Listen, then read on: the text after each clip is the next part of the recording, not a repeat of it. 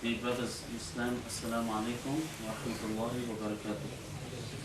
I'd like to welcome everyone to Auburn Islamic Community Center. We have a special guest tonight, as you all know. I'd like to praise Allah subhanahu wa ta'ala for first of all making us Muslims and for giving us the opportunity to be in this gathering of knowledge. The Prophet Muhammad sallallahu alayhi wa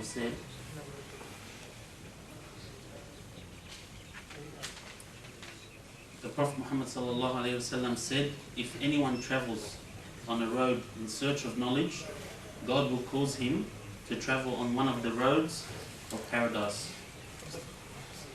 The angels will lower their wings in their great pleasure with the one who seeks knowledge, and the inhabitants of the heavens and the earth, and even the fish in the sea, in the deep waters, will ask Allah subhanahu wa ta'ala for forgiveness for this learned man.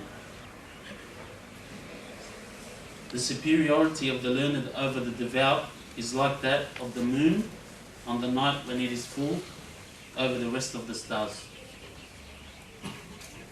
The learned are the heirs of the prophets, and the prophets leave no monetary inheritance. They leave only knowledge. And he who takes it takes an abundant portion. Sunan of Abu Dawood, Hadith.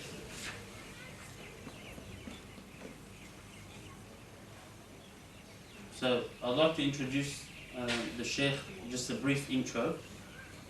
Sheikh Kamal El-Mekki is a young dynamic speaker and lecturer in the United States of America who dedicates his time and efforts into educating the people through his various talks.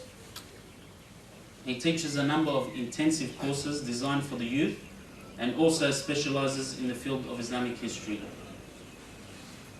The most famous of his talks is his vibrant dawah workshop called How to Give Shahada in 10 Minutes, which has led hundreds to Islam with the permission of Allah.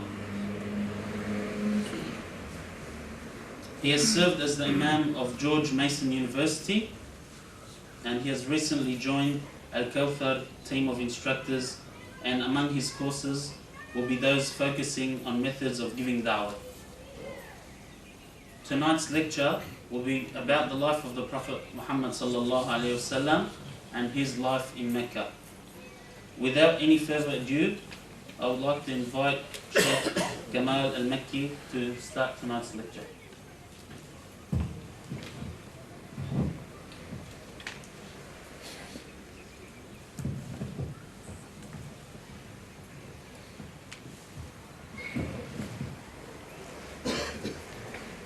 السلام عليكم ورحمة الله وبركاته.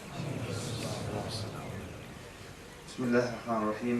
الحمد لله رب العالمين، والصلاة والسلام على رسول الله الأمين وعلى آله وصحبه أجمعين. أما بعد. Right, where should I start? You notice he said in the introduction a young dynamic speaker. So you can tell that was written a long time ago, right?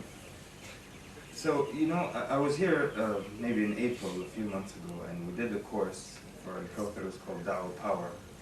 And that's kind of, it's basically an extension of the 10-minute Shahada course that I've been teaching for the last 5 years. But this time around, I'm here for another course that doesn't really have an incredible amount to do with Da'wah.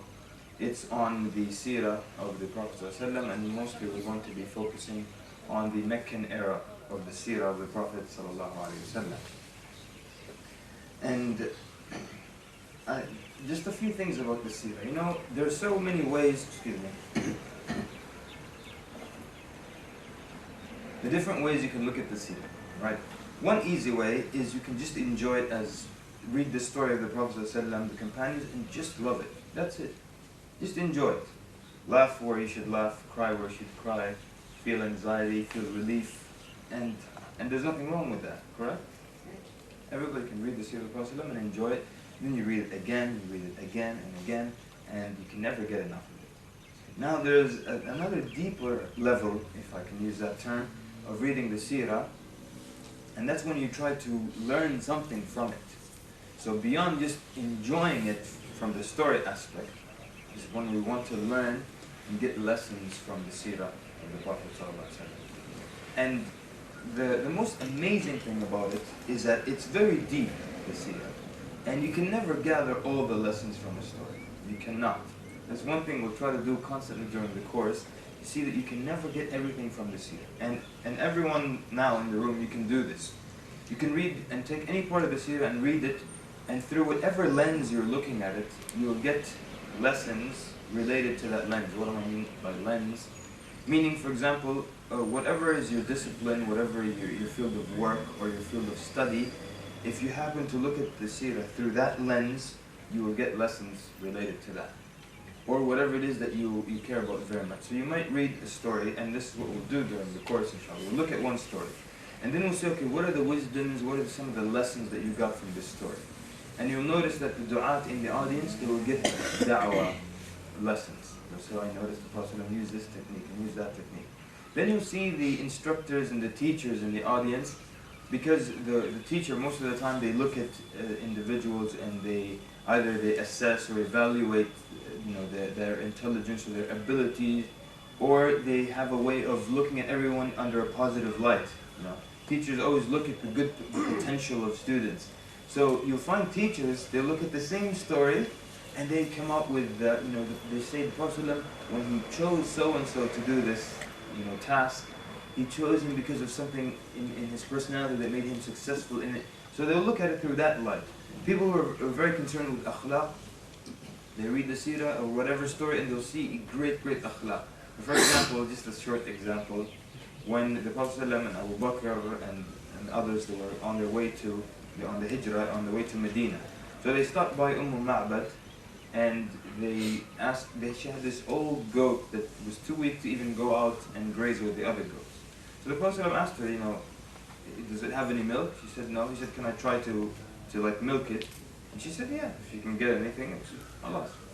So the Prophet goes and he milks that goat. And it was one of the miracles of the Prophet. He milks that goat. But then what does he do? He gives her to drink first. See? Now you can read the story and just say, mashallah, miracle, they drank, everybody drank, and then they left. But notice he gave her to drink first.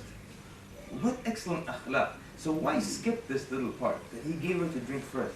And it's like you go to someone now, and then, he has an old car in the, I'm just throwing an example, he has an old car in the driveway, and it doesn't run. He says, is there any gas in the tank? Maybe gas prices are high in the US, so that's why I'm thinking like this. Any gas in the tank? Well, if you find anything, it's yours. When you find something, you give them first. They said it's yours. So you see akhlaq, superb.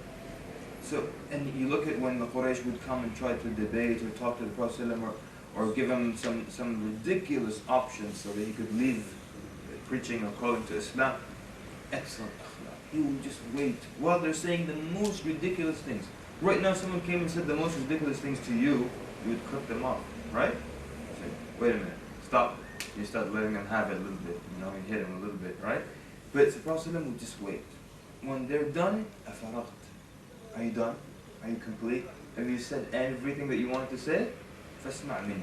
Now listen to me. And then he gives his response. Excellent. So you see akhlaq.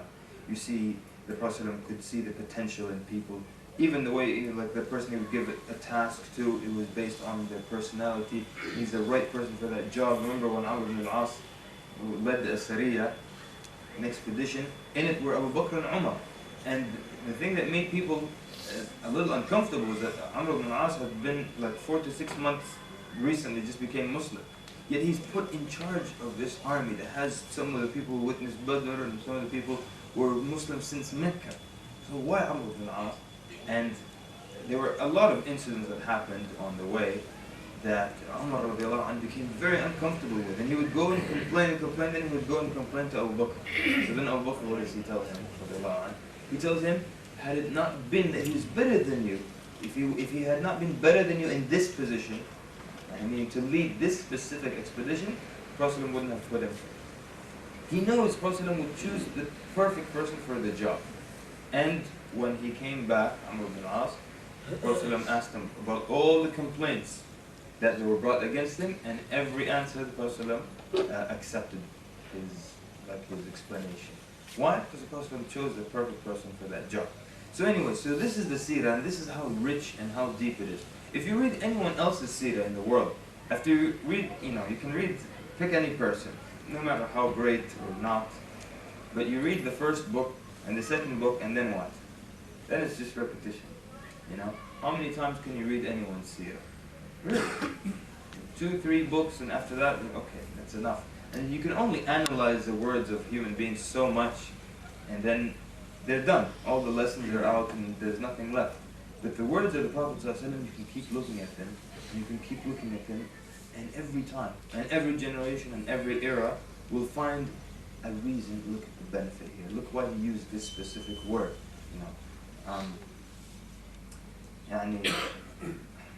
I'll just give a quick example, like the hadith of tawakkul, for example, and I love to give this example. So the Prophet ﷺ, he said, لو أنكم تتوكلون على الله حق توكله لرزقكم كما يرزق الطير. If you put your reliance on Allah, in the true sense, He will provide for you the same way He provides for the birds. تغدو خماصا وتروح بطانا. That they leave with empty stomachs in the morning, they come back with a full belly. So, okay, so that's hadith about tawakkul, and you can just keep going, but don't pass by any word of the Prophet ﷺ. Why did he give a comparison with the birds? And when we talk now in English, when we say this person eats like a bird, what does that mean? That he eats very little.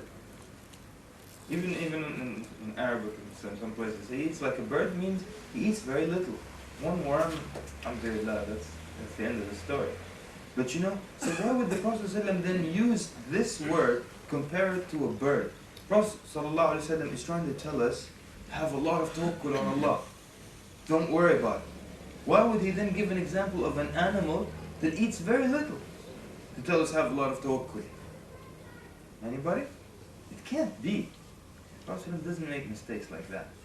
Even when he gives comparisons with nature, with inanimate objects, they're most accurate. And so some scholars have said, and this is where now I'm trying to show you the point where we said, like every generation in every era will come up with more and more lessons from the words of the Prophet ﷺ, from the seerah, the events of the Prophet ﷺ. So a lot of scholars will comment, excellent commentary on this hadith. And like for example, some scholars say, why the birds? Because they say the birds, they don't worry about tomorrow. They have tawakkul, they don't worry about tomorrow. So you don't see a bird staying up early and by Maghrib they're all asleep. You don't find one bird still like, where am I going to go tomorrow, find worms and I'm going to go over this place. They don't do that. They just sleep in the morning, they go and they look for the risk, they find it and they come back with their bellies full. True? So one of the scholars said, for example, the birds, they have this tawakkul and they're comfortable. They don't stay up worrying about it. But let's add one more thing. So, anyone here like animals? Yeah? No? Australia? Thank you, sir. Alright, so I like animals very much, and as a young kid I used to always read about animals. So one thing you discover about birds, that birds, because they need to stay afloat, they need to fly, they have a very fast metabolism. So because of that, they burn up food very quickly. And a bird, for its size, eats more than an elephant does for its size. A bird can eat half its body weight a day in food. Half its body weight. So look at the elephant. It weighs how many tons? Maybe it eats 40, 50 pounds of food per day. It doesn't eat half a ton or 1 ton. But the bird, it can eat half its body weight, and the little birds eat their whole weight in food per day. So now, we see that the wording of the Prophet and the comparison is most accurate, that he's giving us a comparison with an animal that for its size, it eats a whole lot, more than many large beasts that we know. But the bird eats so much, so the Prophet is telling us, yes, have a lot of tawakkul, just like this animal that eats a lot for its size. So you see where I'm going with this? See how the seerah, the wording of the hadith of the Prophet, they're very rich and very deep.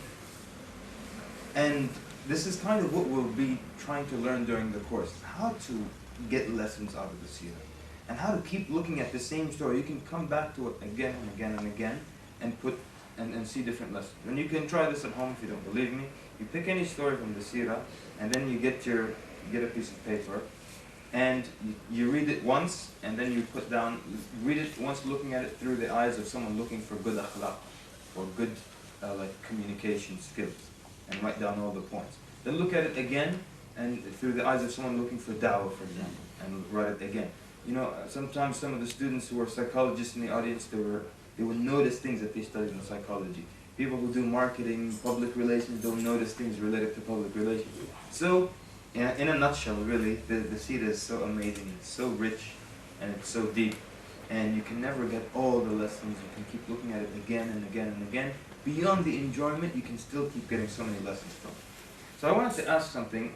Recently in this masjid here in Auburn, have you done the hadith of Abu Sufyan and his discussion with Heraclius? Have you done it recently? Okay, because if you've done it recently, then I'll do something else. If not, then we'll discuss it. So, no? Okay, inshallah. But those familiar with this hadith, it's in the beginning of the book of Bukhari. It's fairly long, and it's a discussion between Heraclius and Abu Sufyan and certain questions that he asked about the Prophet ﷺ.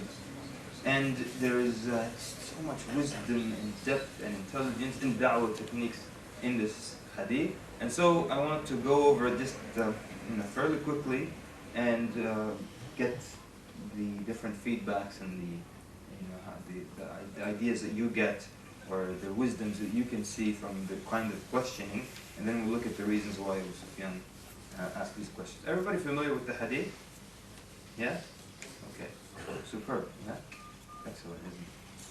But, so it's like I said, it's from the beginning of the book of Bukhari, in which Heraclius, he asked Abu Sufyan, and he's asking him certain questions to see if this new prophet in Arabia and this new religion, is it a true religion or is it just a false religion? True prophet or a false prophet? And so pay attention to the types of questions that he asked, and think to yourself, why? What's the reason he's asking this specific question?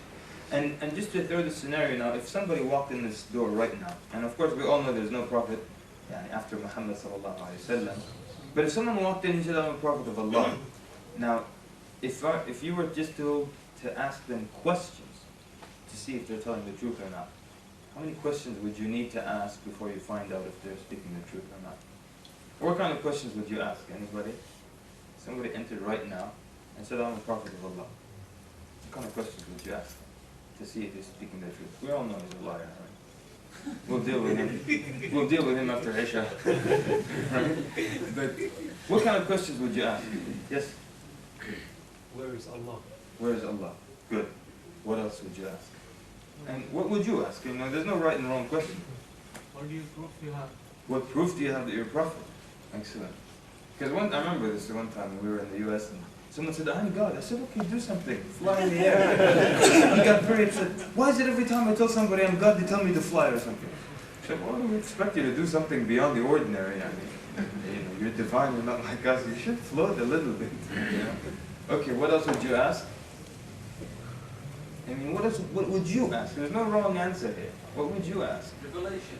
Naam? Revelation. Revelation, right? What's your message, you tell him? What's your message? Show us a miracle. Naam? Show us a miracle. Show us a miracle. What's your message? What if he says, his message, he tells you his main message, there's nothing about Tawheed in it. You can quickly X him out because every single prophet spoke about Tawheed, right? What if you tell him, who's the angel that comes and gives you these messages from Allah? He says, Malik. So, you X him out because all the angels were approached by Jibreel alayhi salam, correct? So that means, and until today, there are ways you can ask certain questions and analyze the life of the Prophet Muhammad specifically, or anyone who claims to be a prophet or who had claimed in the past, and with the information available, you can do the analysis and come with this solid answer whether or not the person was genuine or not. So this is exactly what Abu Sufyan is doing. He's asking certain questions to see, is this real or is this fake? So it's narrated by Abdullah ibn Abbas, and this is in the first book of Bukhari. It's like the 6th hadith. It's in the beginning. So he says that Abu Sufyan ibn Harb, and this is Abu Sufyan, the leader of the Quraysh. His name was Sakhr ibn Harb. he informed me that Heraclius had sent a messenger to him while he had been accompanying a caravan of the Quraysh. So basically they were doing business in a Sham. Sham is the name they give the areas of Syria, Palestine, Lebanon, Jordan. So he was in that area, and Heraclius had sent to them. He found that there was an Arab group of traders in the area. He sent for them to come because he wants to ask them questions about the Prophet ﷺ. So he says, at the time when the Prophet ﷺ had a truce with Abu Sufyan and the Kuffar of Quraysh. So this is now at the time of Sulh al-Hudaybiyah. So Abu Sufyan and his companions went to Herakl at Ilya, which is Jerusalem, and Herakl called them in his court. And he had the senior Roman dignitaries around him. So he had all his big shots and everybody around him. And he called for his translator, who, translating Heraclius' question, said to them, "Who amongst you is closely related to that man who claims to be a prophet?" So this group of Arabs, you're from the area of this man who's saying he's a prophet. Which of you is closest related to him, like, in ties of family and so forth? And Abu Sufyan replied, "I am the nearest relative to him," meaning from the group. Now, so this is the first question. And why do you think this question? Why ask the closest relative? Anybody? Because the Prophet knows more about it. Okay, good. Probably knows him more, for sure. By the way, Herakl was very wise man. He was also had knowledge of scripture. He wasn't just a regular ruler. So he had a lot of knowledge, and he had a lot of wisdom as well. So the first thing, so the brothers of Khair is saying that he probably knows him more. His relative would know him more. Anything else? If he knows him more, he will tell the truth. Whatever Okay. he asks. Okay, so it's more probable, not necessarily so, but more probable that his relative won't want to lie against a family member, or maybe not have that kind of vindictive hatred. It's possible, right? What else? Anything else? Anything else? Probably about the childhood, how he grew and when he comes. Yeah, he not just knows him now more, but even knows how he grew up, and that's a very good point, because he will ask him questions about the past and the family of the Prophet ﷺ. Anything else? I can think of one more thing. And if you look at it from the prospect of Herakl himself, the most credible one from his side will probably be whoever is the relative. Not only does he know him more, but maybe from his side, the most credible one would be the one who is also more related. Alright, anyone want to add anything else? Okay, so then again, this is just a yes. Afwan? Where I can't see? Tfadal, Afwan, tfadal. Maybe he asked the closest by blood tie and ancestors? Yes, he did actually. And you're right, because he will ask him about his ancestors. Very good. But so now we're getting, now this hadith, you can read it and you can say, who amongst you is most closely related to the man who claims to be a prophet? And then we just keep reading the hadith. But then you stop and then you see, why did he ask that question? Then you see the wisdoms in it. So then Herakl said, "Bring him," meaning Abu Sufyan, "close to me and make his companions stand behind him." So then Abu Sufyan asked, because he narrates the hadith after he became Muslim, he's saying, Herakl told his translator to tell my companions that he wanted to put some questions to me regarding the Prophet ﷺ, and that if I told a lie, that they should contradict me. So Herakl is in front, his friends are in the back, and he's asking him these questions. If he lies, his friends in the back should say, he lied. Now, but look here, Abu Sufyan, he added, "By Allah," he says, "Wallahi, had I not been afraid of my companions labeling me a liar, I would not have spoken the truth about the Prophet." This is really amazing. And then again, you can read it and just move by. But a number of interesting things. First of all, even though we said possibly Herakl or the closest family member wouldn't lie, it turns out it's a possibility. There's nothing wrong with that, right? But it turns out here that he would have, had it not been that he didn't want to be labeled a liar. But the fact that he doesn't want to be labeled a liar by his companions, kafir and jahiliyyah, pagan, it's amazing. And that's why, as some of the scholars explained the hadith of the Prophet ﷺ, when he said the best of generations is my generation, ثم الذين يلونهم ثم الذين يلونهم. Some scholars commented, they said the Prophet ﷺ said the best of generations. He didn't just say the best of Muslims. And so the scholars say that even the kuffar at the time of the Prophet ﷺ are better than the kuffar today. And if you look at it, it's very true, right? And he didn't want to lie here. Yeah, because his companions might label him a liar. You think Bush is afraid his cabinet might label him a liar? He'll just lie. No honesty whatsoever, you know? And now you're faced with an enemy who's a liar. Back then you had enemies who were being honest as well. They say, no, he doesn't lie. And the Prophet ﷺ is very truthful, but we don't want to follow him. But they're very honest at least. Remember when at the conquering of Mecca, the Prophet ﷺ pledged from the women, and one of the conditions that they do not commit zina. And then Hind bint Utbah, she'd just become Muslim, she's saying, أَوَتَزْنِ الْحُرَّةِ? A free woman commits zina? And this is in the pagan times. She's not a slave girl or anything like that. Why would she commit zina? This is at that time. These are kuffar of that time. And now, look at Muslims of our time. So that's one of the reasons of the explanations of that this generation is my generation, ثُمَّ الَّذِينَ يَلُونَهُم, then the ones that are coming after them, then the ones coming after them. ثُمَّ يَفْشُ الْكَذِبِ. Some of the scholars said that the kadhib or the lies that would spread will be like the innovations and the bid'ah and so on and so forth. But it's just amazing that he didn't want to be labeled a liar.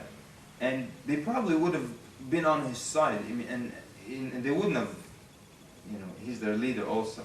So Herakl asked for who is the closest, in ties of kinship to him. He didn't say who's the leader of the group. So he doesn't know that this is the leader. And if he lied, his followers probably won't expose him. But he still didn't want to be a liar in front of him. But so then he says the first question he asked me about him was, what is his family status amongst you? I replied, he belongs to a good noble family amongst us. So, okay, anything from that question? Any wisdom there? Like all the prophets that came from noble family. Yes, so now look, he's trying to see, does this man fit the mold of a prophet or not? So he said, because as the brother was saying, all the prophets came from noble families, they had good lineage. So this is the first question he's asking. Because if he didn't, that would be the first question mark, if not the first X. But the first question mark at least. And that's why, our man who wanted to walk in and say he is a prophet, first thing we'd ask, is does he have ties to Ibrahim alayhi salam or not? If he doesn't, then okay, we'll deal with him after Isha, as we said, right? But then Heraclius further asked, has anybody amongst you ever claimed the same, meaning to be a prophet, before him? And I replied, no. Anybody here? Why that question? Anyone pretend to be a prophet? Maybe like he's trying to copy. Yeah. Yeah. Good. Maybe he's imitating somebody. Maybe this village every 5 days some guy gets up and says, hey, everybody, I'm a prophet. So then, what's the difference here? So that's another wise question. So then he said, was anybody amongst his ancestors a king? And I replied, no. There.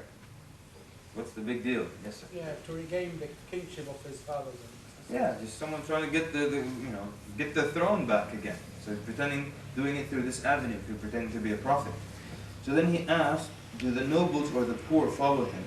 And I replied, it is the poor to follow him. And just here, some scholars explain this word, poor, here, some scholars explain it means the non-arrogant. It doesn't necessarily mean the very poor, like no money.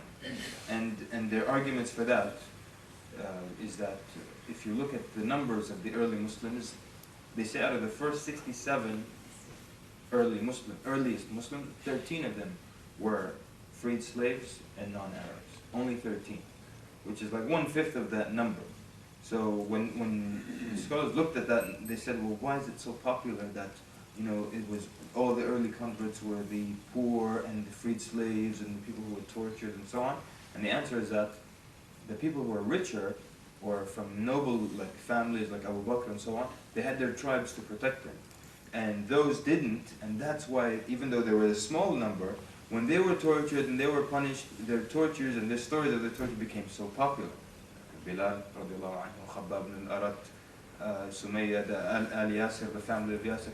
Their torture was more popular because obviously their torture was done in public, But we know, for example, Uthman ibn Affan, from noble lineage, he was tortured, but he was tortured by his uncle, right? Usayd ibn Khudayr and others who were tortured by their parents. So those who had a tribe to protect them, the tribe took care of their punishment. But those who didn't have any protectors, they were dragged in the streets and punished publicly, and that's why we hear of that more, and so we tend to imagine that the majority of them were just the poor, the destitute, the non-Arabs. Anyway, so here he said, are his followers increasing or decreasing day by day? Do they increase or they decrease? And I replied, they're increasing. He then asked, does anybody amongst those who embrace his religion become displeased and renounce the religion afterwards? I replied, no. Then he says, have you ever accused him of telling lies before his claim to be a prophet? And I replied, no. So, why is it important if people leave their religion or not after that? Why is that important? Because they felt comfortable, more comfortable after the Islam. They felt more comfortable after that. And so now they enter it and they know the details and they know whatever, the inner workings, if secrets, if any, and they still remain. It's probably a sign that there's something good there. They're not leaving. Now, remember, this was a technique the Jews used in Medina to get people away from Islam. Remember that? They would become Muslim in the early part of the day and leave Islam later on. Yeah? This is in Surah Al-Imran, verse 72. Allah subhanahu wa ta'ala says, وَقَالَتْ طَائِفَةٌ مِّنْ أَهْلِ الْكِتَابِ آمِنُوا بِالَّذِي أُنزِلَ عَلَى الَّذِينَ آمَنُوا وَجْهَ النَّهَارِ وَاكْفُرُوا آخِرَهُ لَعَلَّهُمْ يَرْجِعُونَ. So the Jews here, this was a technique. They would become Muslim in the morning, 10, 15, 13, take their shahada. At night, same day they leave Islam. Tomorrow 10 people become Muslim. At night they leave Islam. Same day. So what does this do to the pagan, non-Muslim, non-Jewish person observing this? Well, there's probably nothing good there. People enter it and they leave the same day. Not the next day, the same day. There must be no substance in it. So they used this as a deterrent, the Jews. But then of course when the ruling for Ridda came, what happened? They didn't, of course. They didn't pretend to be Muslim and leave the same day, because then there would be problems. Right? Remember that story of, that was just a funny story. Yeah. A true story, one of the Khulafa, or the Umara in the past, he was sitting in there, and he had with him a friend who was a Christian. And he would always be in his court and so on. So he tells him, why don't you become Muslim? The man says, I like your religion, it's the truth, but I like wine too much. So then, from the hikmah of this ruler, he said, become a Muslim and keep drinking your wine. And a Muslim who drinks wine is better than someone who doesn't. So the man took his shahada. He says, now, if you drink wine, we'll whip you. And if you leave Islam, we'll kill you.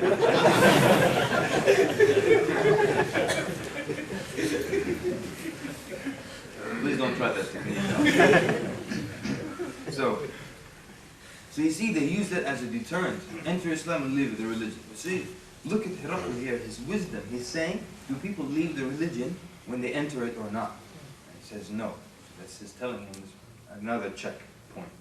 So, have you ever accused him of telling lies before his claim to be a prophet?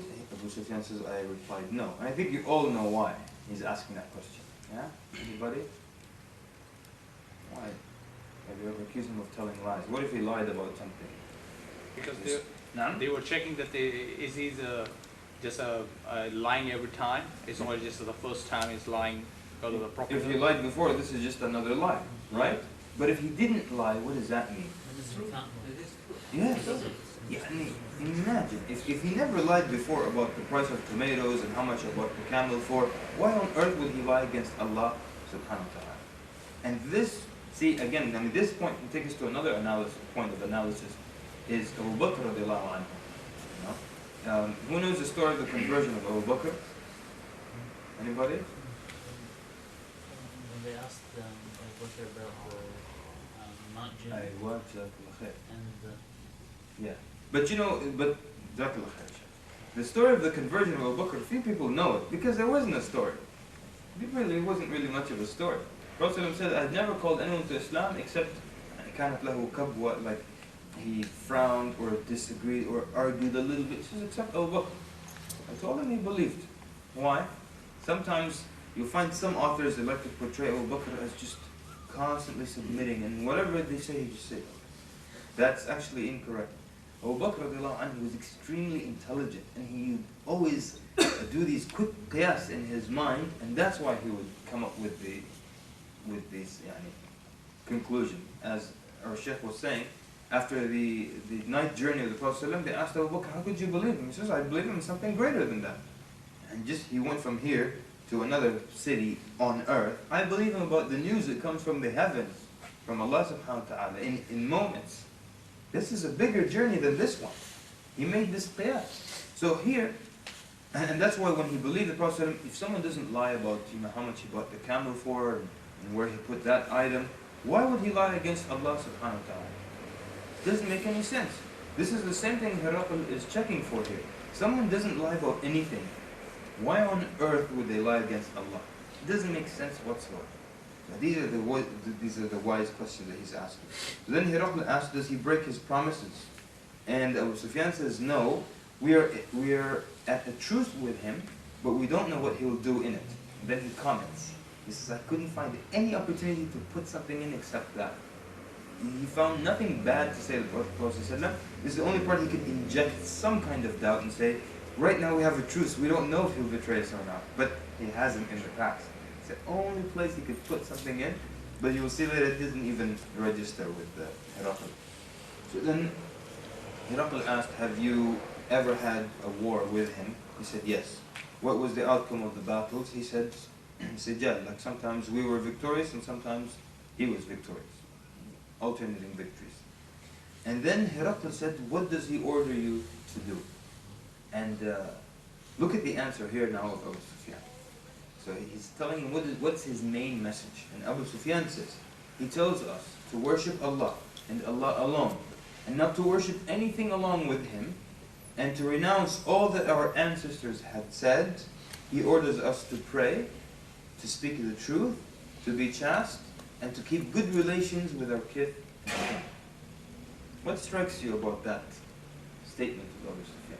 Notice now, he's a non-Muslim at the time, and he's asking, what's the main message of Islam? And he says this sentence. Does anything strike you about that? No wrong answer, just your thoughts. Ten Commandments. Na'am? Ten Commandments. Okay, you see, again, the same basic formula, you see a lot of the commandments in there. Being good to parents, relatives, tawheed of Allah. What else? Anything amazing? It's a sign of messenger of Allah. That's very true. It's one of the signs that he's the Prophet of Allah. Maybe like denounces other religions. Naam? Denounces other religions, other ways of. Okay, so there is nafi and ithbat, right? So there's affirming la ilaha illallah, and there's always saying, leaving the ancestors and other things. Yeah. This one is before. Okay, sorry. Full stop. The fact that the kuffar were actually listening to the message. Okay, good. They got the message. Yes. They got the message. That's a very important point, so I wasn't thinking of that. But it's interesting that they got the very important aspects of the message, which means the Prophet ﷺ and the Muslims gave them the important message first, or the more important message first, because everything is important in Islam, but there are things that are more important. You know how when someone becomes a Muslim now, then they meet people in the masjid, and then they want to tell them something about Islam, and they begin with something like, why begin with that? I remember a guy became Muslim one time. He was a counselor at a university. So we had a dinner for him. It was the iftar for him in Ramadan some years ago. So one brother wanted to sit next to the new Muslim so he can now impart some of his wisdom on the brother. So he starts to tell him, look what he wants to start with, tayammum. And this is how he explains it. In Islam, when we don't have water to clean ourselves, we clean ourselves with dirt. So the guy was looking at, he's probably thinking, what religion is this that I entered? I have to take mud and put it on dirt, he said. So, but look at the message that Abu Sufyan got. He got the most important message. Chef in the back? Yes, sir. There's no substance of personal gain in the whole message. Oh, very nice. Excellent point. See, I wasn't thinking of that either. You don't see anything about personal gain here. And imagine Abu Sufyan said, well, he ordered us to give 1/5 of our income to him. Immediately question marks, right? Personal gain happened. One of the most important messages is asking for money and taking care of himself luxury-wise and everything. but nothing personal here. Tafadhal. It's a way of life. That believing in Allah and he cares by himself. Is that common here in Sydney? Only when you ask visitors come. You saying I brought them? Or? You know, when I was in South Africa, we were giving the course, suddenly there was a rumbling all over the ceiling. Just rumble, rumble, rumble. And everybody was just like this. And I'm looking up. What is that? They said the monkey's running on the ceiling. Everybody's just calm about it. Okay. So then I heard that, I said, maybe this is it. No, it can't be, yeah? So I'll take it he's armed, that's why he's saying someone else had their hand up over here? Did you have your hand up? No? You just want to check, judge the message that is it the same message as previous prophets, give to the people or not? Excellent, exactly right. So what he's checking this message, is it in line with what prophets have been saying in the past? But no, you don't have to be amazed by it, right? Because I kept saying it's amazing. You don't have to be amazed. And sometimes some person will hear a story, he'll be so amazed, the other person will hear it and say, oh, that's nice. I appreciate it, but I'm not amazed, right? But this is what amazed me, at least. I'm just sharing with you what amazed me. Is that he says, there's that you see, no, okay, let's put it this way. If right now we go to the streets and we start to ask non-Muslims, what is the main message of Islam? What do you think they'll tell us? No, beyond the negative, someone who knows something about Islam, beyond what they hear in the media, what do you think they will say? I don't know. Huh? No, someone who knows about Islam. You're right, most probably people won't know. But someone who knows about Islam, what do you think they'll say?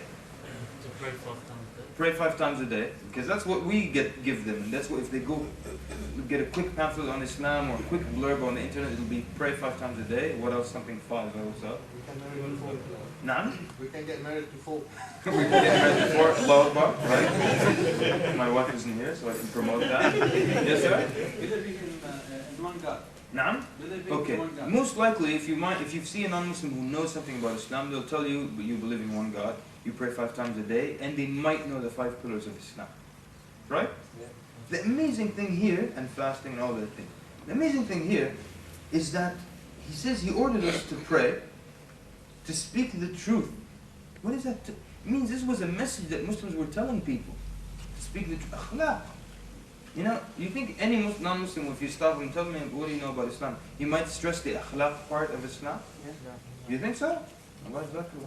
I hope you're right and I'm wrong. You think so, huh? But good, and I'm not saying he's wrong or I'm wrong. But it's it's possible, right?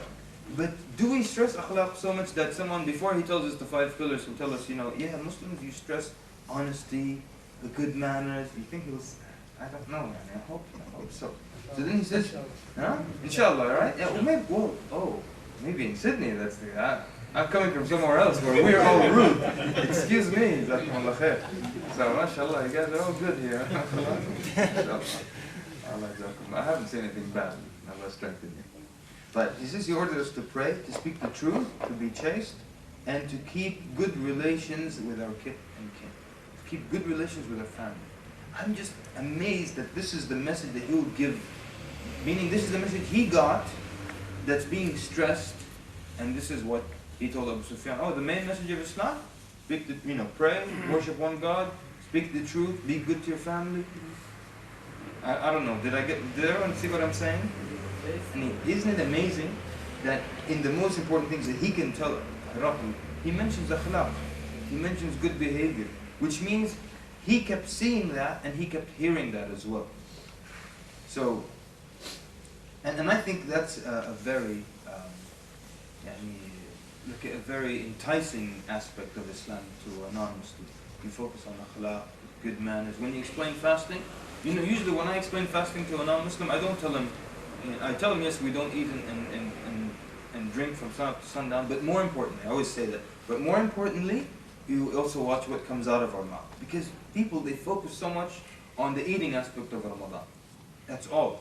They focus very much on that. These are the guys that when they make wudu, see your brother now, he's shooting back.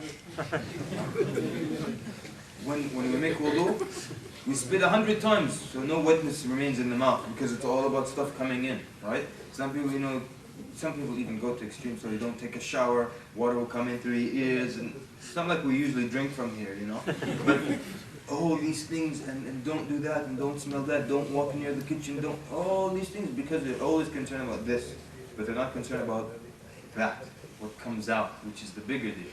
So even when you explain, fasting, tell me that there's no eating and drinking sundown, but more importantly, you watch what comes out of our mouth, more so than what comes in. And so there's no lying, no backbiting, no cursing in Ramadan.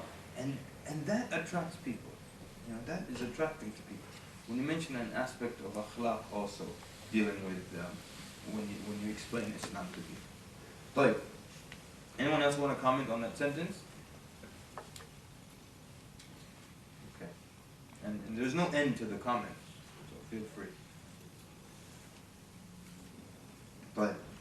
So then he says, Heraclius asked the translator to convey to me the following.